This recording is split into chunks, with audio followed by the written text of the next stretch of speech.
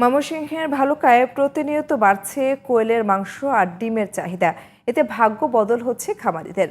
স্বল্প পুঁজিতে বেশি লাভ হওয়ায় খুশি তারা। ময়মনসিংহের ভালুকা প্রতিনিধি আজিয়া রুম্পার রিপোর্ট, জানাচ্ছেন জুবাইর রহমান। ভালুকার ভোরাডোবা রংচাপড়া গ্রামে জিয়াউর রহমান জিয়া অনেক আগ থেকেই পোল্ট্রি মুরগির ব্যবসা করে আসছেন।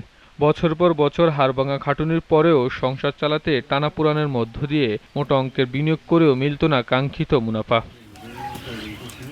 গত বছর ব্রয়লার মুরগির ব্যবসা বাদ দিয়ে স্বল্প পুঁজিতে শুরু করেন কোয়েল পাখির ব্যবসা। কোয়েল পাখি লালন পালনের কষ্ট ও খরচ কম হওয়ায় এখন বেশ লাভবান জিয়া। ব্রয়লার তো অনেক পরিশ্রম কম, আর ডিম অনেক পুষ্টি। মুরগি ডিমের তো বেশি পুষ্টি, মাংসের মধ্যেও অনেক পুষ্টি।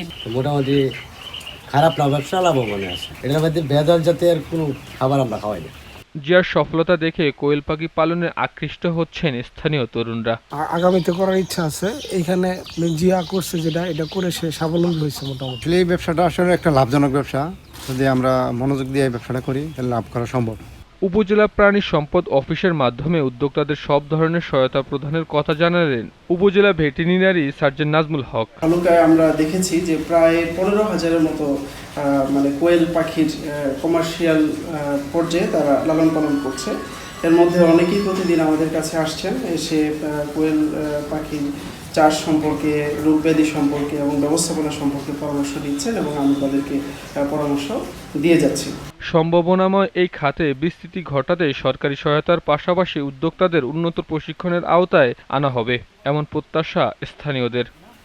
জুবাইর রহমান, জিটিভি নিউজ।